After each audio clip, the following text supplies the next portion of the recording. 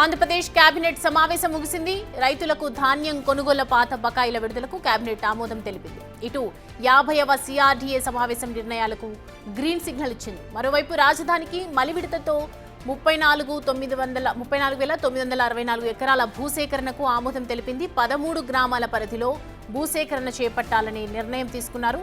అమరావతి నిర్మాణ పనులకు అవసరమైన ఇసుకను కృష్ణానది నుంచి తీసుకోవడానికి మంత్రివర్గం ఆమోదం తెలిపింది.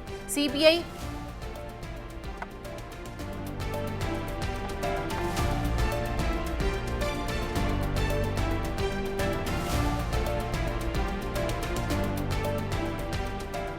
మరోవైపు స్పోర్ట్స్ అకాడమీకి భూముల కేటాయింపుపై చర్చించారు. ఏపీ జలజీవన్ నీటి సరఫరా కార్పొరేషన్ ఏర్పాటు కూడా ఆమోదం తెలిపింది.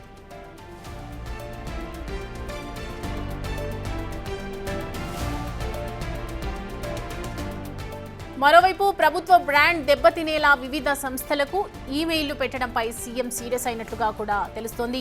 రాష్ట్రానికి పెట్టుబడులు రాకుండా అడ్డుకోవడంపై ఆగ్రహం వ్యక్తం చేశారు. వైసీపీ కుట్రలపై విచారణ చేయిస్తామని చంద్రబాబు స్పష్టం చేసినట్లుగా తెలుస్తోంది. అయితే పెట్టుబడులు రాకుండా వైసీపీ చూస్తోందని కేబినెట్లో మంత్రి పయ్యావుల ప్రస్తావించారు. ఇదే ఇష్యూపై మంత్రివర్గంలో నారా చంద్రబాబు నాయుడు సీరియస్ అయినట్లు తెలుస్తోంది. దీంతో సీఎం నెక్స్ట్ ఏం చేయబోతున్నారు అన్నది ప్రస్తుతం ఆసక్తిగా మారింది. మెయిల్స్ చేసింది ఎవరు చేయించారు, ఎందుకు చేశారు అన్న కోణంలో దర్యాప్తు అయితే ఉండనట్లు అర్థమవుతోంది.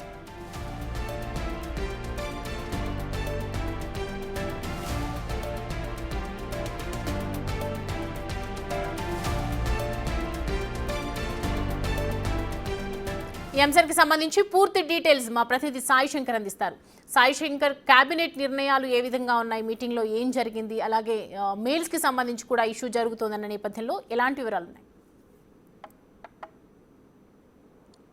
ప్రధానంగా ఈరోజు ఏపీ కేబినెట్లో అనేక అంశాలపై చర్చించడం జరిగింది. ప్రధానంగా పాత బకాయిలు, రైతులకు రావాల్సినటువంటి ధాన్యం కొనుగోలుకు సంబంధించినటువంటి పాత బకాయిల విడుదలపైన కూడా కేబినెట్ ఆమోదం తెలపడం జరిగింది. మొత్తం 1000 కోట్లకి 670 కోట్ల రూపాయలు విడుదల చేయాలనే విధంగా కూడా నిర్ణయం తీసుకోవడం జరిగింది. అదేవిధంగా 50వ సిఆర్డీఏ సమావేశంలో తీసుకున్నటువంటి అనేక నిర్ణయాలకు కూడా ఈరోజు కేబినెట్ అప్రూవల్ చేసినటువంటి పరిస్థితి ఉంది. ఇందులో భాగంగా ఏదైతే స్పోర్ట్స్ సిటీకి ఏదైతే ఉందో దానికి భూ కేటాయింపులకు సంబంధించినటువంటి అంశంలో 50వ సిఆర్డీఏ అథారిటీ సమావేశంలో నిర్ణయం తీసుకున్నారు. ఈరోజు దానికి ఆమోదం కూడా తెలపడం జరిగింది. అదేవిధంగా ఈ అమరావతి ప్రాంతాల్లో నిర్మాణాలు చేపట్టేటటువంటి ప్రతిదానికి కూడా కృష్ణానది నుంచే ఇసుకను తీసుకోవాలనే విధంగా మన సమావేశంలో కూడా నిర్ణయం తీసుకున్నారు. ఈరోజు దానికి సంబంధించినటువంటి దానిపైన కూడా కేబినెట్ అయితే అప్రూవల్ చేయడం జరిగింది. దాంతోపాటు జలవనరుల శాఖకు సంబంధించినటువంటి అంశాల్లో వివిధ ప్రాజెక్టులను తీసుకొని రావడానికి ఏపీ జలజీవన్ నీటి సరఫరా కార్పొరేషన్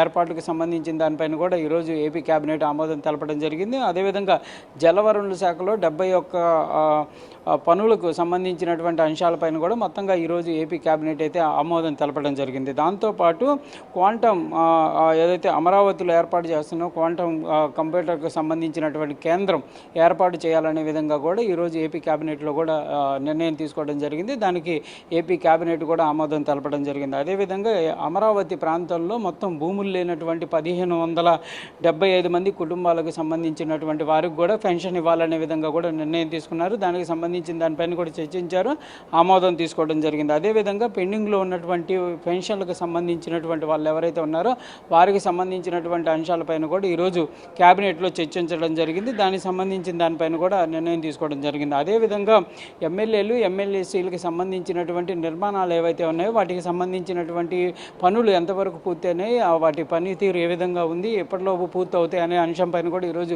ఏపీ కేబినెట్లో చర్చించడం జరిగింది. వాటి నిర్మాణాలకు సంబంధించినటువంటి అంశంపైన దృష్టి పెట్టాలనే విధంగా కూడా సీఎం ఎవరైతే మంత్రులకు కూడా కీలకమైనటువంటి ఆదేశాలు ఇవ్వడం జరిగింది. దాంతోపాటు మలి దశలో అంటే ఇప్పుడు రెండో దశలో రాజధానికి సంబంధించినటువంటి ల్యాండ్ పుల్లింగ్ ఏదైతే జరుగుతుందో దానికి సంబంధించి 34,000 ఎకరాలకు ల్యాండ్ పుల్లింగ్ చేయాలనే విధంగా కూడా నిర్ణయం తీసుకోవడం జరిగింది. దానికి సంబంధించిన సంబంధించినటువంటి అంశంలో కూడా ఈరోజు ఏపీ క్యాబినెట్లో కూడా కీలకమైనటువంటి నిర్ణయంగా ఆమోదం తెలిపినటువంటి పరిస్థితులు ఉన్నాయి. వీటితో పాటు ఇవన్నీ కూడా ఏదైతే అడ్మినిస్ట్రేటివ్ సంబంధించినటువంటి అంశాలకు సంబంధించి అదేవిధంగా ప్రస్తుతం జరుగుతున్నటువంటి రాష్ట్ర రాజకీయాలపైన కూడా ఏపీ క్యాబినెట్లో కూడా కీలకమైనటువంటి చర్చ జరిగినట్టు తెలుస్తుంది. ప్రధానంగా వైఎస్ఆర్సీపీ పార్టీకి సంబంధించినటువంటి నేతలు మాట్లాడుతున్నటువంటి అభ్యంతరకరమైనటువంటి వ్యాఖ్యలు ఏవైతే ఉన్నాయో వాటికి సంబంధించి కూడా సీఎం వ్యాఖ్యానించినట్టు తెలుస్తుంది. దాంతోపాటు సుపరిపాలనలో తొలి అడుగు అనే కార్యక్రమంతో ప్రధానంగా ముందుకు వెళ్తున్నటువంటి నేపథ్యంలో ఆ కార్యక్రమం ఏ విధంగా ముందుకు వెళ్తుంది, ఎమ్మెల్యేలంతా కూడా వెళ్తున్నటువంటి పరిస్థితి ఉందో, ఏ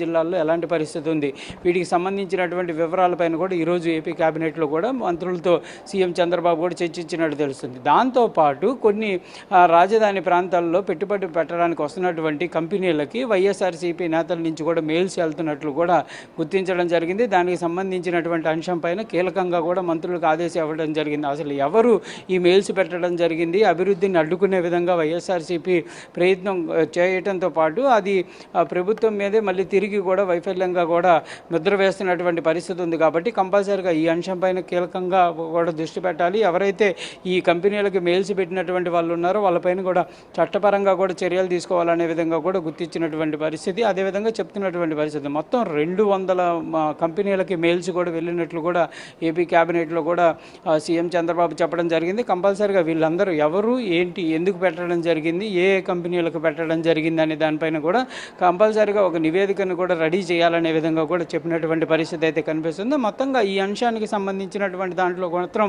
వైఎస్ఆర్సీపీ మొదటి నుంచి కూడా ప్రభుత్వంపై నిందలు వేసే విధంగా వ్యవహరించడం, వాళ్ళే తప్పు చేయడం, దాన్ని తిరిగి మళ్ళీ ప్రభుత్వం పైన నింద వేసే విధంగా వ్యవహరిస్తున్నారు. కాబట్టి కంపల్సరీగా ఈ అంశాన్ని కూడా సీరియస్గా తీసుకోవాలనే విధంగా కూడా సీఎం ఆదేశించినట్టు కూడా క్లియర్గా తెలిసినటువంటి పరిస్థితి ఉంది. Right Sai Shankar, thanks for the updates. Right, చూస్తున్నాం కదా, ఇటు ఏపీ జలజీవన్ నీటి సరఫరా కార్పొరేషన్ కూడా ఏర్పాటుకు ఓకే చెప్పినట్లుగా అర్థమవుతుంది. ఏపీ మోటార్ వెహికల్ బిల్లులో పలు చట్ట సవరణలు చేయాలని కూడా నిర్ణయం తీసుకున్నారు. పరిశ్రమలు, కార్మిక బిల్లులో పలు చట్ట సవరణలు చేసే అంశంపై చర్చించారు. ఇటు అమరావతి పరిధిలో క్వాంటమ్ కంప్యూటింగ్ కేంద్రం ఏర్పాటుకు కూడా ఆమోదం తెలపడం జరిగింది.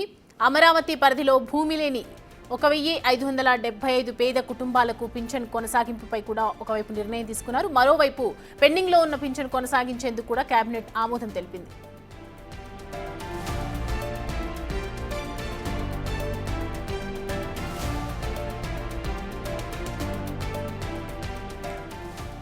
రైతులకు ధాన్యం కొనుగోలు పాత బకాయిల విడుదలకు కేబినెట్ ఆమోదం తెలిపింది. ఇటు 50వ CRDA సమావేశం నిర్ణయాలకు కూడా గ్రీన్ సిగ్నల్ ఇచ్చింది. మరోవైపు రాజధానికి మలి విడతలో 34,964 ఎకరాల భూసేకరణకు ఆమోదం తెలిపింది. 13 గ్రామాల పరిధిలో భూసేకరణ చేపట్టాలని నిర్ణయం తీసుకున్నారు. అమరావతి నిర్మాణ పనులకు అవసరమైనటువంటి ఇసుకను కృష్ణానది నుంచి తీసుకోవడానికి మంత్రివర్గం ఆమోదం తెలిపింది. మరోవైపు స్పోర్ట్స్ అకాడమీకి సంబంధించి భూముల కేటాయింపుపై కూడా చర్చించారు.